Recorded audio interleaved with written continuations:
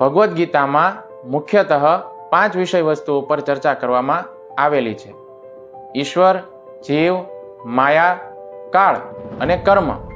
ઈશ્વર કોણ છે? પરમ ભગવાન શ્રી કૃષ્ણ છે, જે બ્રહ્મ અથવા પરમ નિયંતા છે. જીવ કોણ છે? જીવ શ્રી કૃષ્ણનો શાશ્વત અંશ છે.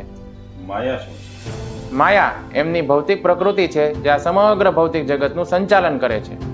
કાળ એટલે શું? કાળ ને કારણે આ ભૌતિક જગત નશ્વર બને છે અને જીવોની ઉત્પત્તિ અને પ્રલયનું કારણ બને છે. કર્મ કોને કહેવાય? કર્મ જીવો દ્વારા માયાના 3 ગુણોની અંતર્ગત કરવામાં આવતા કાર્યકલાપો છે, જે તેમની સત અને અસત ગતિનું નિર્ધારણ કરે છે. ઈશ્વર, જીવ, માયા અને કાળ સનાતન છે, જ્યારે કર્મ સનાતન નથી. આપણે સૌ વિવિધ પ્રકારના કર્મો કરવાની અંદર પરોવાયેલા છીએ, પરંતુ કયા પ્રકારના કર્મો કરવાથી આપણે કર્મબંધનથી મુક્ત થઈ શકીએ એના વિશે આપણને ખબર નથી. એના માટે ભગવદ્ ગીતાનો અભ્યાસ કરવાની જરૂર છે.